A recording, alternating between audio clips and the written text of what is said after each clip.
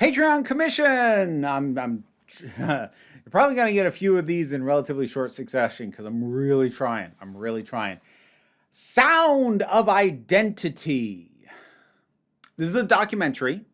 Came out in 2020, and it's about events that happened in 2019. It is about primarily Luchia Lucas, who is an opera singer. And as a trans woman, she is a baritone opera singer. So she was already singing opera, and she transitioned, and she continued to do the same thing. And while she doesn't address this, you get the sense she probably softened her speaking voice a little. Same singing voice. She never tried to voice train herself into a more traditionally feminine range. So what this is about her starring in a performance of Don Giovanni, Mozart's Don Giovanni, in Tulsa, Oklahoma. Actually, despite the fact that she is American and grew up here, it's her American debut. She's been living in Germany and performing opera there across Europe because, opera is slightly less of a dying art form in Europe than it is in the US. So this is following, we hear a bit from her. We hear a bit from, the man who hired her and sort of is arranging this. We hear from some of the co-stars, the director, and a few other people. And it's good. I wish it was 2 hours, honestly, because it's 90 minutes and there's a lot of stuff that it touches on that, I feel like it would have been worth drilling into and giving us more of an insight into some of the areas it touches on, but it doesn't have the time to do more than touch on. I appreciate touching on them the way that it does, because there's a lot of interesting stuff we learn about Luchia. We get a pretty full picture of her, as a person, not just as a trans woman, because she's married. One of the first things we see is her FaceTiming her wife, who's back in Germany. She plays video games to relax and unwind, and she likes Magic the Gathering, and she talks about how she kind of has this almost sort of engineering approach to part of her mind, and a good way to quiet that is to play certain kinds of games that sort of quiets that problem-solving part of her brain while she works on unwinding and maybe even does vocal stuff at the same time. So getting a sense of her, and I appreciate the openness and the frankness with which the characters, and therefore the film by association, talk about the challenges, but also the potential publicity of having Luchia play the titular role of Don Giovanni, because at the time she did it, no trans woman had played that part anywhere. She was making her American debut as an opera singer, but she was also going to be the first trans woman to play this part. And it doesn't really get into this, but I did find myself thinking this. It was interesting because she wanted to play this part. And you could see there was that desire. Which, something I'm not an opera singer, but I've had my ambitions as an actor, and I know that desire when I see it, that I want this. And it's interesting because on paper, the idea of a trans woman playing Don Giovanni is something that I might have some issues with under other circumstances. Because Don Giovanni, if you're not familiar with the opera, is, the way they describe him, even in this documentary, is the worst kind of toxic masculinity. He is a manipulator. He is a predator. He's horrible. He's awful, awful, awful human being who uses deception. And they're having a trans woman play him. Under other circumstances, I might be this, you're kind of reinforcing the idea that trans women are deceivers. I don't feel that way though. And the reason is like this isn't a part defined by being played by a trans person. It's not like this is a brand new part where it will always be associated with a trans person playing this. This is an existing part. This guy, this character has been around for over 200 years. You know, this what he is what he is. And if an actor or an actress wants to have the shot at playing him and is willing to go the places you need to go to play a part like that, I don't find that to be as especially if it's a stage production and it's like it isn't and can't be the definitive Don Giovanni. Like Don Giovanni has had thousands of performances and will continue to have them. So I think in theater you get away with this a lot more in general, because you know it can always be done again and done differently. And so that this level of experimentation and in ways that, like, if it was a film, and especially if it was written, you know, with the idea of, oh, we're going to put a trans woman in this and she'll be all deceptive. Like, no, the part is what it is and she can sing it and she wants to play it and she's been hired to. So it's not like it was ever intended to be this. So even though I did have to sort of settle my nerves a little bit, like, I don't love that. But again, like seeing her passion for it, I'm like, okay, if I'm honest with myself, I got to play Puck in Midsummer Night's Dream in a reading for charity last year. And I wanted to play that part since I was in high school.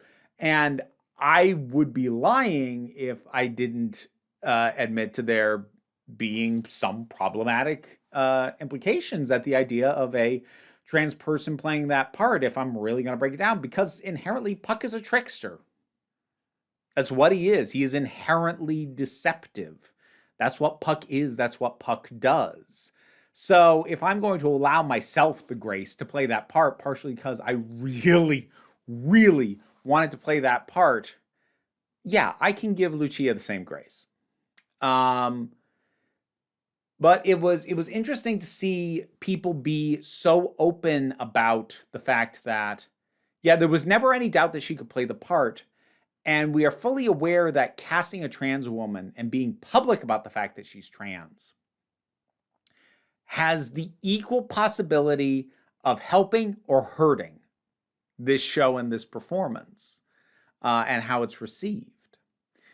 Because if we overplay this, it could be seen as like almost kind of a circus sideshow, regardless of how good she is. But if we underplay it, are we missing out on a leverage point to bring more attention to this show and to opera in general? And it's interesting watching watching people be very upfront about trying to find the balance with that. And it was really interesting watching Luchia like tell her boss, for lack of a better way to put it, that like, look, if you had said to me, we want to move forward and we're not going to advertise the fact that you are trans as part of this show, she says she would have gone along with that. Now, like, he never did ask her that. He never intended to ask her that. And he even seems a little surprised that she says that she would have gone along with that. But it kind of speaks to the passion she has for her art, her work, and this part. And it does rightfully put a lot of focus on her and give us a lot of insight into her. And it goes a little bit into childhood, which again, if this was scripted, I might tilt my head out a little bit.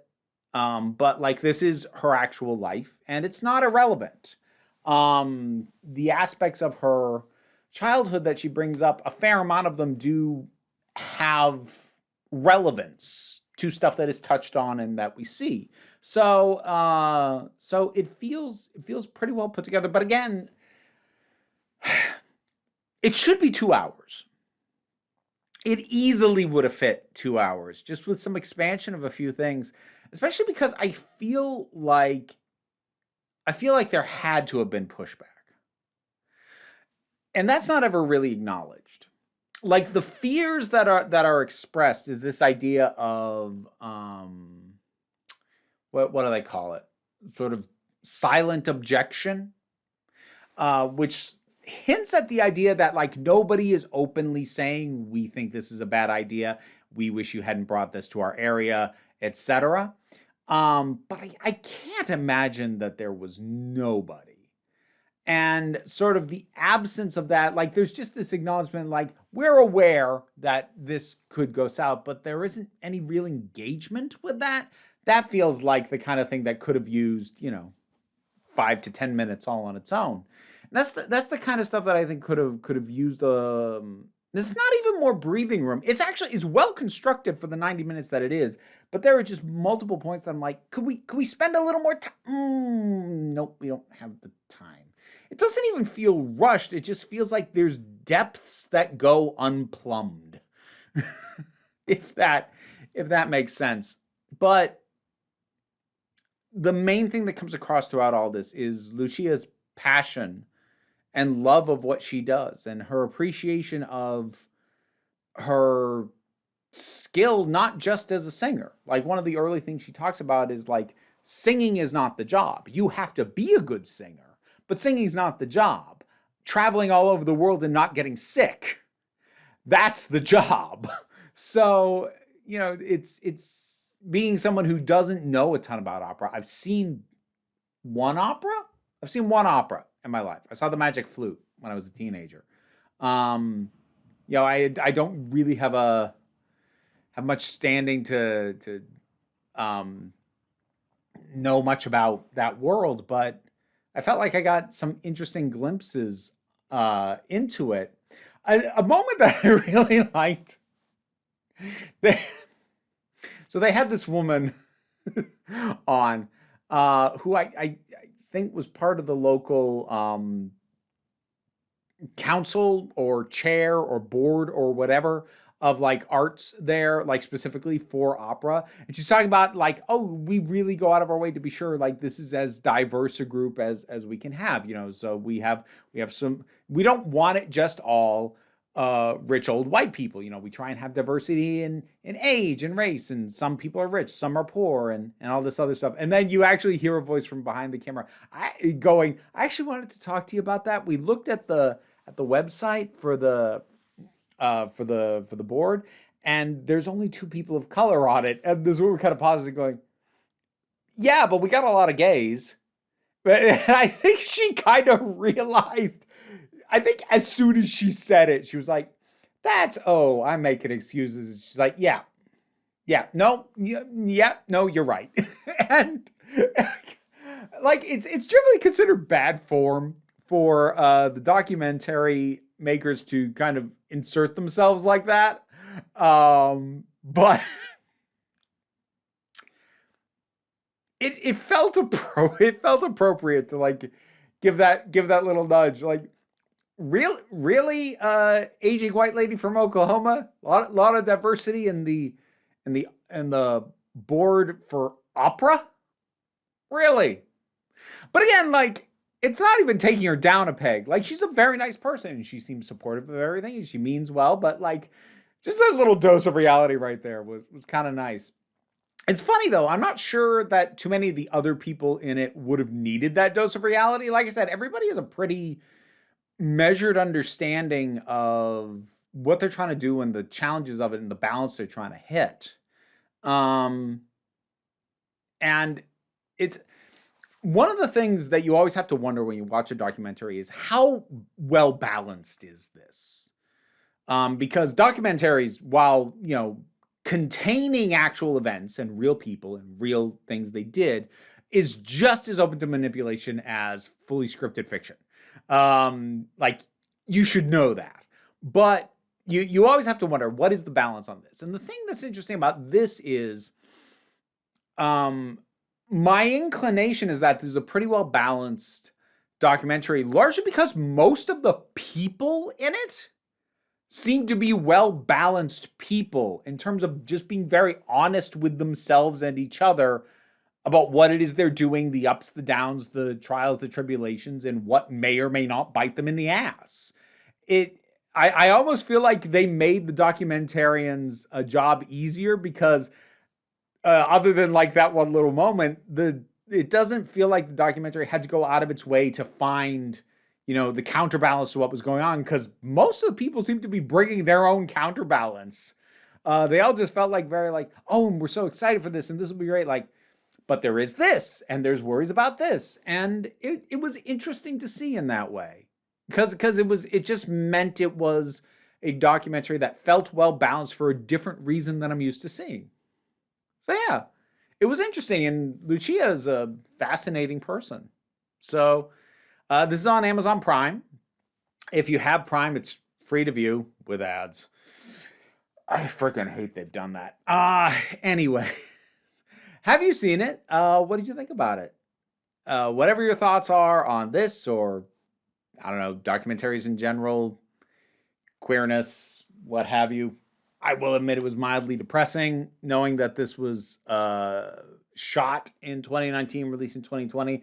They were talking about, how rough things were for trans people, and they've gotten so much worse. But anyways, whatever your thoughts are, drop something down in the comments. Let's talk about it. Patreon pays the bills, and is in fact how I was commissioned to take a look at this.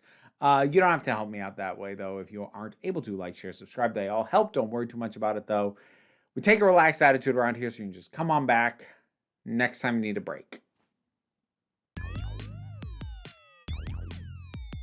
And now to thank my highest supporting patrons: Robin Moore, Goddess Elida, Zubin Lotfula, Welsh Wrestling Geeks, Alistair McPherson, Oliver B., Melissa Pedersen, Movie Turtle, Ulrich Bogdan, Loki Eris, Melinda Walters, Auntie Kate 808, Becky Sparks, Fernabi Likes the Poodle, Tracy Scrabbit, Angry Casperel, Dave Hall, White Bearish, Rosalind Bennett, Adam RDL Taylor, Pal Barabajoggle, Mira G, and Sir Didymus is my favorite.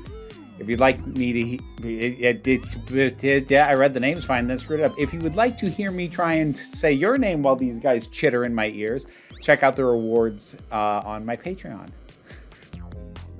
Yeah, you're not distracting at all.